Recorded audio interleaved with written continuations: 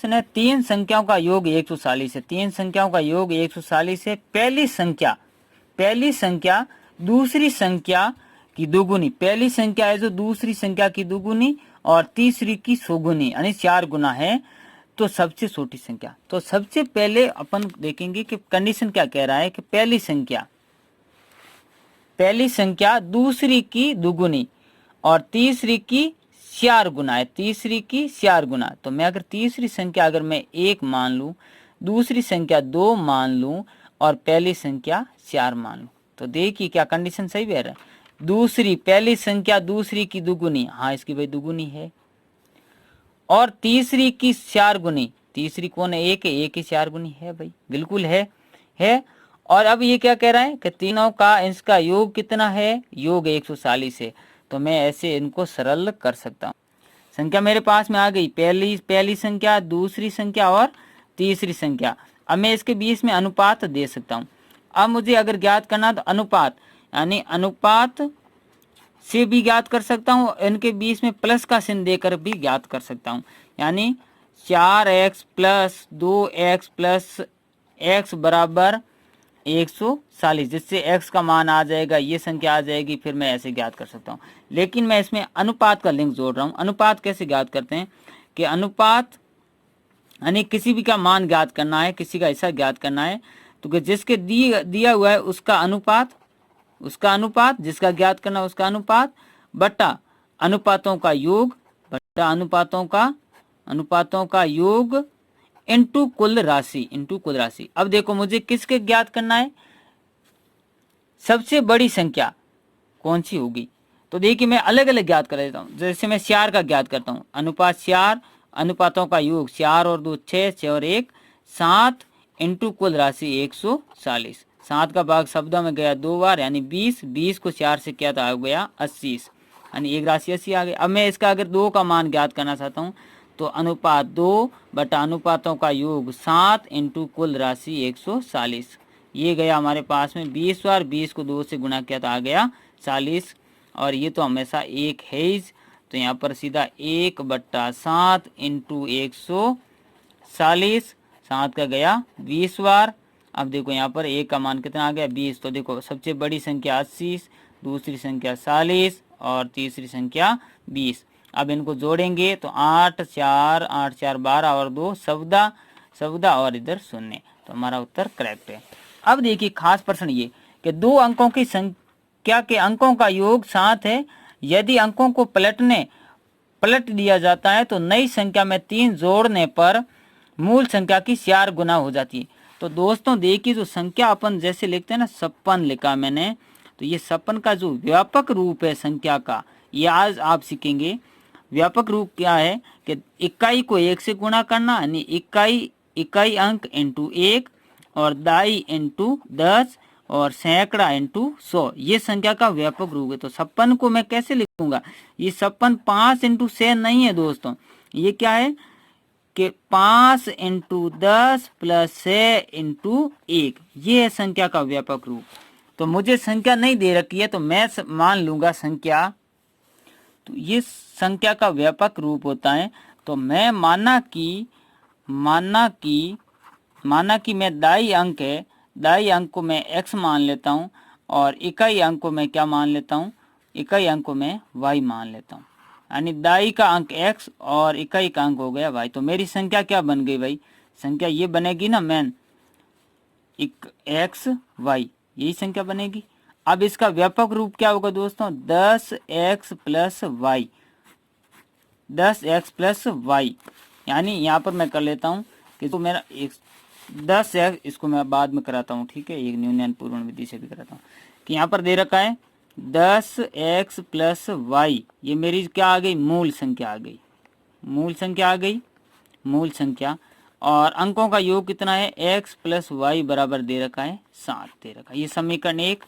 अब कह रहा है कि अंकों को पलट दिया जाए, तो देखिए अंक x प्लस वाई है, जो इकाई वाला जो दाई पे चला जाएगा, दाई वाला इकाई पे आ जाएगा। तो मेरी ये संख्या बनेगी 10y प्लस का x, ये कैसे हो गया, अंक पलटने पर 10y प्लस x। अब ये कह रहा आगे क्या कह रहा है, अंक पलटने पर नई संख्या में 3 जोड़ना। नई संख्या तो हमें ये प्राप्त हुई ना, मूल संख्या ये थी, नई संख्या में 3 जोड़ने पर क्या कह रहा है, मूल संख्या का 4 गुना हो जाती है। तो अब देखो ये हो गया समीकरण, ये और ये दोनों क्या हो गए, बराबर हो गया, यानी 4 10x प्लस वाई बराबर 10y प्लस का x प्लस के 3। 4 को 10x से गुना किया तो 40x प्लस के 4y।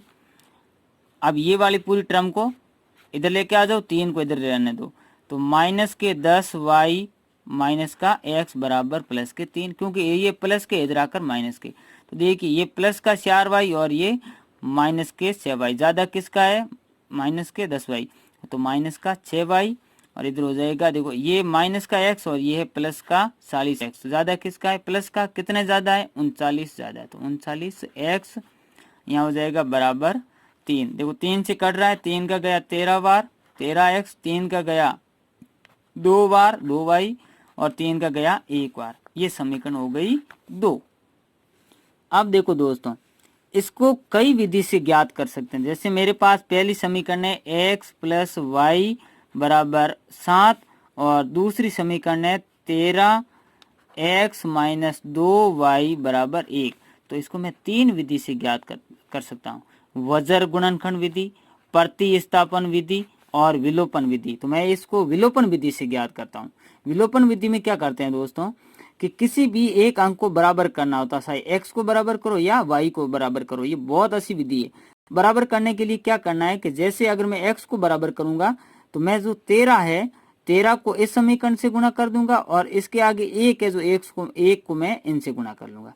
अगर मुझे y को बराबर करना है तो इधर नीचे वाली संख्या के साथ में गुणक होता है y के साथ में, उनको ऊपर वाले से गुणा करना है, ऊपर वाले को नीचे से गुणा कर लेना, जिससे दोनों बराबर हो जाएगा। तो मैं यहाँ x को ही बराबर कर लेता हूँ, सॉरी मैं y को बराबर कर लेता हूँ। तो मैं ऊपर वाली संख्या को किससे गुणा करूंगा दोस्तों, 2 से गुणा करूंगा ना। मैं किससे गुणा करूंगा, 2 से गुणा करूंगा। यहाँ पर 2 से गुणा करूंगा तो ये बराबर हो जाएगा 2। तो यानी कितना हो जाएगा ऊपर वाले, यानी समीकरण 1 को 2 से गुणा करने पर तो कितना हो जाएगा 2x प्लस 2y बराबर शब्द, यानी सभी को करना होगा 2 से गुणा। अब देखिए यहाँ पर नीचे वाली समीकरण क्या है, 13x माइनस 2y बराबर बराबर कितना हो गया 1। अब दोस्तों यहाँ पर ध्यान देने योग्य, अगर यहाँ पर चिन्ह अगर समान है तो हमें क्या करना होगा, घटाना होगा। समान चिन्ह है तो घटाना होगा, और घटाने पर ये जो नीचे की समीकरण के चिन्ह बदल जाएंगे, यानी जो प्लस का है जो माइनस का हो जाएगा, माइनस का वो प्लस का हो जाएगा। ये बहुत ध्यान देने योग्य बात है।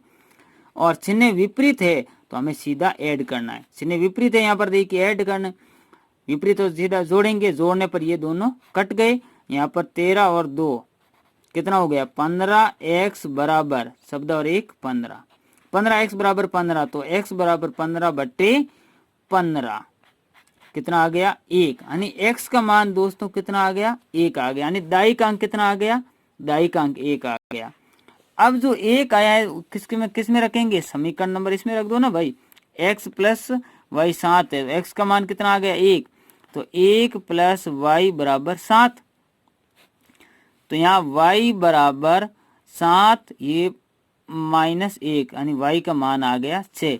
तो मेरी संख्या क्या हो गई दोस्तों 16, संख्या हो गई 16। अब कंडीशन अप्लाई करो, 16 है तो इसके अंक पलटो, अंक पलटेंगे, अंक पलटने पर मूल संख्या और अंक पलटने पर पलटे तो 6 आ गए यहाँ पर दाई पर, ये आ गया 1 हो गया 61। अब ये कह रहा 3 जोड़ने पर 4 गुना होगी, तो 3 जोड़ो कितना हो गया दोस्तों 67। बताओ 16 का ये 4 गुना है कि नहीं है, 1667। तो यही हमारा उत्तर होगा। तो ऐसी विधि को आप अंक पलटने पर और अच्छे से याद करें। एक छोटा सा और दिया मैंने यहाँ पर कि 2 अंकीय संख्या और इस संख्या के दोनों अंकों को परस्पर बदलने के बाद बनी संख्या के बीच अंतर 9 का अंतर है, तो संख्या के दोनों अंकों के बीच का अंतर कितना होगा, उनके बीच का अंतर कितना होगा। दोस्तों योग का अगर पूछे तो अगर योग कहें तो अपन 11 का भाग देते हैं और अंतर कहें तो 9 का भाग देते हैं। देखिए कैसे, सबसे पहले मूल संख्या क्या होगी दोस्तों, एक्स वाई होगी, एक्स वाई मान लेते हैं। अब इसका व्यापक रूप क्या होगा, 10x plus Y, 10x plus Y होगा। अब इसको अंक को पलटेंगे, पलटने पर कितना हो जाएगा, 10y प्लस एक्स। अब ये कह रहा है इसका अंतर कितना है दोस्तों, 9 है, तो घटा दीजिए, 10x plus Y minus 10y, ये घटाने पर से चेंज हो जाते हैं, x बराबर 9, क्योंकि हमेशा बीजीय व्यंजक में घटाने पर चिन्ह चेंज हो जाएंगे, माइनस के प्लस और प्लस के माइनस हो जाएंगे। तो देखिए ये 10x प्लस का और ये माइनस का x, तो यहाँ पर कितना होगा 9x, ये प्लस का y और ये माइनस का 10y, ज़्यादा किसका है, माइनस का 10y, तो माइनस का 10y कितना ज़्यादा है 9, तो यहाँ 9y बराबर 9।